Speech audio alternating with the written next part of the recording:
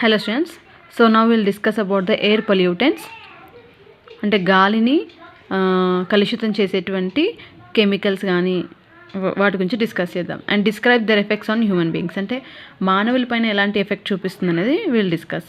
Okay, so air pollutants source and effect on human beings. So different types of air pollutants ఉన్నాయి, అంటే గాలిని కలుషితం చేసేటువంటి ఉన్నాయి, కెమికల్స్ ఉన్నాయి. సో వాటి గురించి డిస్కస్ చేద్దాము. అండ్ సోర్స్ అవి ఎక్కడి నుంచి వెలువడుతున్నాయి, అండ్ నెక్స్ట్ హ్యూమన్ పైన ఎలాంటి ఎఫెక్ట్ చూపిస్తుంది, అంటే మానవుల పైన ఎలాంటి ఎఫెక్ట్ చూపిస్తుంది అనేది తెలిసి. Carbon monoxide is the first gas or air pollutant. అది ఏం చేస్తుంది, ఎక్కడి నుంచి వెలువడుతుంది? ఆటోమొబైల్ ఎగ్జాస్ట్, అంటే వెహికల్స్ ఉంటాయి కదా, వెహికల్స్ నుంచి వచ్చేటువంటి వెహికల్స్ నడిపినప్పుడు వచ్చినటువంటి ఆ పొగ ఉంటుంది కదా, స్మోక్, దాంట్లో నుంచి వస్తుంది అనమాట. కార్బన్ మోనాక్సైడ్ రిలీజ్ అవుతుంది. ఫ్యూమ్స్ ఫ్రమ్ ఫ్యాక్టరీస్, అంటే ఫ్యాక్టరీస్లో వర్క్ అయిన తర్వాత ఆ వర్క్లో నుంచి వచ్చేటువంటి ఏవైతే ఫ్యాక్టరీస్లో నుండి వచ్చేటువంటి స్మోక్ వల్ల కూడా రిలీజ్ అవుతుంది అనమాట. నెక్స్ట్ ఫారెస్ట్ ఫైర్స్, అడవులు కాలిపోతూ ఉంటాయి కదా అప్పుడప్పుడు, సో అక్కడ నుండి కూడా. And burning of firewood, so wood కాలినప్పుడు కూడా అందులోంచి కార్బన్ మోనాక్సైడ్ రిలీజ్ అవుతుంది. And incomplete combustion of fuels, అంటే కోల్ ఇట్లాంటివి ఉంటాయి కదా, అవి కంప్లీట్గా కాలకుండా సగం కాలినట్టు ఉంటాయి కదా, వాటిలో నుంచి కూడా అది. నెక్స్ట్ పెట్రోల్, డీజిల్, ఇవన్నీ కూడా కంప్లీట్గా బర్న్ అవ్వకుండా నార్మల్గా బర్న్ అయినప్పుడు అక్కడ నుంచి కూడా ఈ స్మోక్ వస్తుంది అనమాట, దాంట్లో కార్బన్ మోనాక్సైడ్ ఉంటుంది. Next emissions from power plants, అంటే ఎక్కడైతే ఈ కరెంట్ ఉత్పత్తి జరుగుతూ ఉంటుంది కదా పవర్ ప్లాంట్స్, అక్కడ నుంచి కూడా కార్బన్ మోనాక్సైడ్ రిలీజ్ అవుతుంది అన్నమాట. Next effects on human beings, so headache వచ్చే అవకాశాలు ఉన్నాయి. అండ్ నెక్స్ట్ బ్లర్డ్ విజన్, చూపు అనేది చాలా తక్కువగా ఉంటుంది, మందగిస్తుంది అనమాట. అండ్ తక్కువ లెవెల్స్లో ఉన్నప్పటికీ బ్లర్డ్ విజన్ కనిపిస్తుంది. అండ్ ఎక్కువగా ఉందనుకోండి, కార్బన్ మోనాక్సైడ్ లెవెల్స్ ఎక్కువగా ఉంటే కోమా అండ్ డెత్ వచ్చే అవకాశం కూడా ఉంది, అంటే కోమాలోకి వెళ్ళిపోయే అవకాశం, అలాగే డెత్, చనిపోయే అవకాశం ఉందన్నమాట. సో ఇది ఎందుకు ఇలా జరుగుతుందంటే కార్బన్ మోనాక్సైడ్ ఆక్సిజన్ కంటే తొందరగా హిమోగ్లోబిన్తో బైండ్ అవుతుంది అనమాట. కార్బన్ మోనాక్సైడ్ ఆక్సిజన్ కంటే కూడా హిమోగ్లోబిన్తో ఎక్కువగా బైండ్ అయ్యే కెపాసిటీ ఉంటుంది. సో కార్బన్ మోనాక్సైడ్ మనకు కావాల్సింది ఏంటి? Oxygen. So first oxygen bind అవ్వాలి, కానీ కార్బన్ మోనాక్సైడ్ ఉందనుకోండి గాలిలో, ఆ కార్బన్ మోనాక్సైడే హిమోగ్లోబిన్కి బైండ్ అవుతుంది. సో అలా ఈ ఆక్సిజన్ ట్రాన్స్పోర్ట్ని డిస్టర్బ్ చేస్తుంది అనమాట. సో అందుకనే మనకి డ్రౌజీనెస్, హెడేక్, సమ్ టైమ్స్ కోమాలోకి వెళ్ళిపోయే అవకాశం కూడా ఉంటుందన్నమాట. So that is the thing. Next carbon dioxide. So carbon dioxide, so ఈ కార్బన్ డైఆక్సైడ్లో జనరల్గా complete burning of fossil fuels gasoline like ఇది కే. Next automobiles, aeroplanes, power plants, వీటన్నిటి నుంచి వెలువడుతుంది అనమాట. ఆ స్మోక్లో కార్బన్ మోనాక్సైడ్ ఉంటుంది. అండ్ దీని ద్వారా గ్లోబల్ వార్మింగ్ అనేటువంటి ఫెనీథింగ్, అంటే ఏంటంటే మన అర్త్ ఉండాల్సిన దానికంటే ఎక్కువగా వేడెక్కిపోతుంది అనమాట. సో అలా కార్బన్ డైఆక్సైడ్ లెవెల్స్ ఎక్కువైపోతే నేచర్లో మన హీట్ అనేది కూడా చాలా ఎక్కువగా ఉంటుందన్నమాట. Next sulphur dioxide. So sulphur dioxide అనేది జనరల్గా ఎప్పుడైతే సల్ఫర్ కలిగినటువంటి ఎలిమెంట్స్ని మెల్టింగ్ చేస్తారో, సో అట్లాంటి టైంలో సల్ఫర్ డైఆక్సైడ్ రిలీజ్ అవుతుంది. అండ్ మెటల్ స్మెల్టింగ్, ఎప్పుడైతే మెటల్స్ని మనం కాల్చి వాటిని కావాల్సినటువంటి షేప్లోకి తెస్తూ ఉంటారు కదా, ఆ టైంలో ఏమవుతుంది, సల్ఫర్ డైఆక్సైడ్ రిలీజ్ అవుతుంది అనమాట.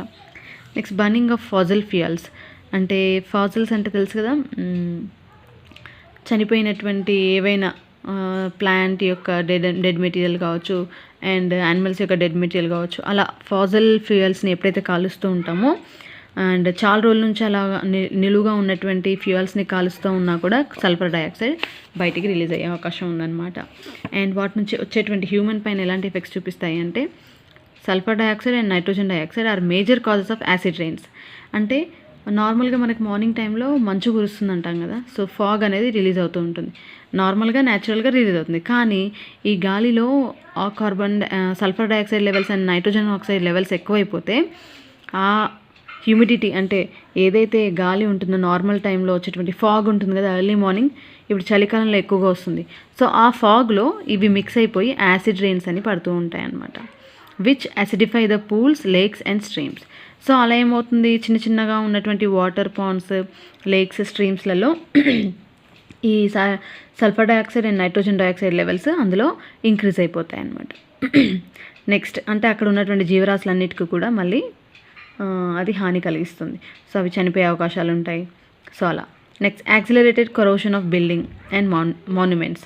సో ఇప్పుడు చూడండి తాజ్మహల్ మొత్తం కూడా ఏమైపోయింది, యాసిడ్ రెయిన్స్ వల్ల దాని కలర్ పాలరాతితో కట్టారు కదా, సో ఆ కలర్ అంతా కూడా చేంజ్ అయింది. ఎందుకు అంటే ఈ యాసిడ్ రెయిన్స్ కురవడం వల్ల అనమాట. నార్మల్గా సల్ఫర్ డైఆక్సైడ్, నైట్రోజన్ డైఆక్సైడ్ వల్ల యాసిడ్ రెయిన్స్ వస్తాయని చెప్పాను కదా, యాసిడ్ రెయిన్స్ పడడం వల్ల వాటి యొక్క కలర్ అనేది చేంజ్ అయిపోతుంది. సో అలా accelerated corrosion of buildings and monuments అలా పాడైపోతూ ఉంటాయి అనమాట. Aggravation of cardiovascular problems. So cardiovascular problems ఎక్కువగా అయ్యేటువంటి అవకాశాలు ఉంటాయి అనమాట. సల్ఫర్ డైఆక్సైడ్ గాలిలో ఎక్కువగా ఉంటే ఇలాంటి ప్రాబ్లమ్స్ అంటే హార్ట్కి సంబంధించినటువంటి ప్రాబ్లమ్స్ వచ్చే అవకాశం ఉంది. Next breathing problems in asthmatic children and adults. పిల్లల్లో పెద్దల్లో బ్రీతింగ్ ప్రాబ్లమ్స్ వచ్చే అవకాశం ఉంది. ఆస్తమాకి కూడా దారితీసే అవకాశం ఉందన్నమాట. Okay, so these are the problems which are generally occurring due to the pollution. Okay, ఇవన్నీ కూడా పొల్యూటెంట్స్ అనమాట. వీటి ద్వారా గాలి అంతా కలుషితం అవుతుంది. Next nitrogen oxide. Nitrogen oxide వచ్చేసి ఆటోమొబైల్ ఎగ్జాస్ట్. జనరల్గా ఏవైతే మనం వెహికల్స్ నడిపిస్తూ ఉంటామో వాటిలోంచి వచ్చేటువంటి పొగలో ఈ నైట్రోజన్ ఆక్సైడ్ ఉంటుందన్నమాట. సో ఇవి కూడా same nitrogen oxide and sulphur dioxide రెండు కలిసి యాసిడ్ రెయిన్స్ని ప్రొడ్యూస్ చేస్తాయని చెప్పాను కదా.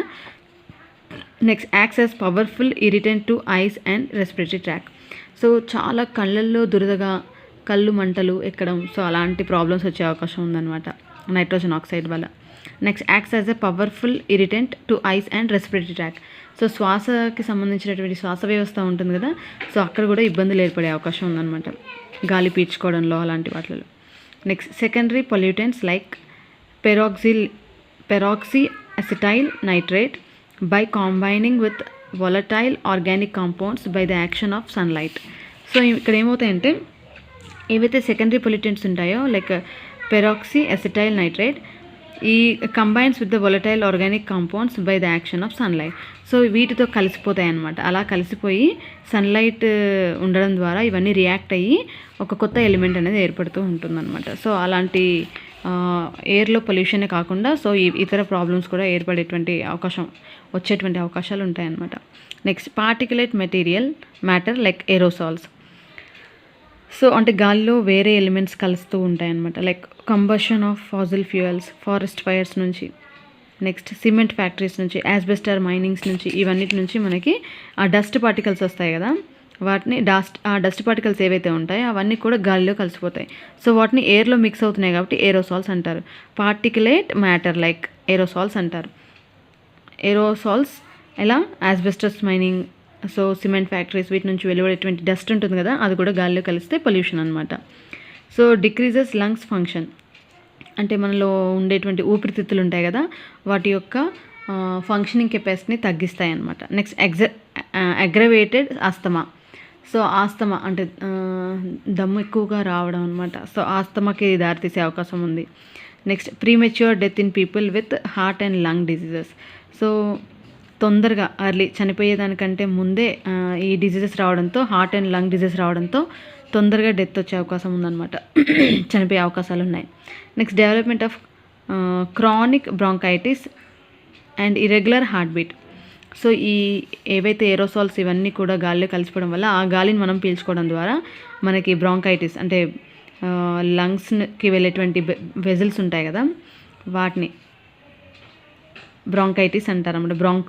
బ్రాంక్యూల్స్ బ్రాంకీలో డిస్టర్బెన్సెస్ క్రియేట్ అవుతాయి. సో అలా హార్ట్ బీట్ కూడా రెస్పిరేషన్ కరెక్ట్గా ఉంటేనే హార్ట్ బీట్ కూడా కరెక్ట్గా ఉంటుంది. సో ఇక్కడ హార్ట్ బీట్లో కూడా చేంజెస్ కనిపిస్తాయి అనమాట. So these are the different problems which are faced due to the pollutants like air pollutants like carbon monoxide, carbon dioxide, sulphur dioxide, nitrogen oxides and particulate matter like aerosols. Okay, ఇవన్నీ కూడా జనరల్గా automobile exhaust నుంచి release అవుతున్నాయి. సో మనం ఎక్కువగా vehicles మన convenience కోసం యూజ్ చేస్తున్నాం, బట్ ఇవన్నీ కూడా వాటి నుంచి వెలువడేటువంటి స్మోక్ ఇదంతా కూడా నేచర్ని పొల్యూట్ చేస్తున్నాయి అన్నమాట. So please avoid using vehicles unwantedly. అవసరమైతేనే వాడండి, అవసరం లేకపోతే వాడకండి. సో చూడండి ఎన్ని ప్రాబ్లమ్స్ మనం ఫేస్ చేస్తున్నాము. ప్రజెంట్ ఇప్పుడు వచ్చినటువంటి ఈ కోవిడ్ వైరస్ ద్వారా ఏమవుతుంది, మనకు మెయిన్గా రెస్పిరేటరీ సిస్టమే పాడవుతుంది. అంటే మన లంగ్స్, బ్రాంక్యూల్స్లోనే ఎఫెక్ట్ అనేది ఉంటుంది కాబట్టి సో రెస్పిరేటరీ ఏదైనా పొల్యూషన్ ఉందనుకోండి, ఆ ఏరియాలో కోవిడ్ అటాక్ అయిన వాళ్ళకి ఈజీగా చనిపోతారు. ఎందుకంటే ఆ పొల్యూషన్ ఆల్రెడీ అక్కడ పొల్యూషన్ ఉంది. సో ఇక్కడ ఆ పొల్యూషన్ ఉండడం వల్ల ఆక్సిజన్ లెవెల్స్ తగ్గిపోతాయి. అలా తగ్గడం కాకుండా లంగ్స్ కూడా పాడైపోయాయి అనుకోండి. లంగ్స్ జనరల్గా కరెక్ట్గా ఉంటే ఓకే, మన పాడైన గాలిలో నుంచి ఆక్సిజన్ తీసుకోవడానికి ఛాన్సెస్ ఉన్నాయి. ఇప్పుడు లంగ్స్ పాడైపోయి అక్కడ ఉన్నటువంటి ఏరియా మొత్తం ఎయిర్ పొల్యూషన్కి గురైపోతే సో ఈ కోవిడ్ వచ్చినటువంటి వాళ్ళు ఈజీగా చనిపోవడం జరుగుతుందన్నమాట. So please avoid using all the vehicles unnecessarily. అవసరం ఉంటేనే వాడండి, అవసరం లేకపోతే వాడకండి. Okay, so please be cautious. మనం వాడమే కాకుండా 10 మందికి చెప్పండి. Because you people are life science students, you should be more conscious and more యాక్టివ్గా ఉండాలన్నమాట. మీరు యాక్టివ్గా ఉండి వేరే వాళ్ళని యాక్టివేట్ చేయాలి. Like please avoid using all these things. మీకు తెలుసు జనరల్గా మీకు ఏది జరిగితే ఏమవుతుందని లైఫ్ సైన్స్ స్టూడెంట్స్కి తెలుసు కాబట్టి, మినిమం నాలెడ్జ్ ఉంటుంది కాబట్టి, so you should say to your friends and all. Okay, so అదనమాట. సో అన్వాంటెడ్గా యూజ్ చేసి నేచర్లో ఇంత పొల్యూషన్ని గురి చేసి సో నేచర్ అంతా కూడా పాడు చేయడం మన చేతుల పని. సో మన చేతుల్లోనే పని కాబట్టి మనం కాపాడుకోవచ్చు నేచర్ని. So please be cautious. Okay, go through this answer. This is very important. Fine, thank you.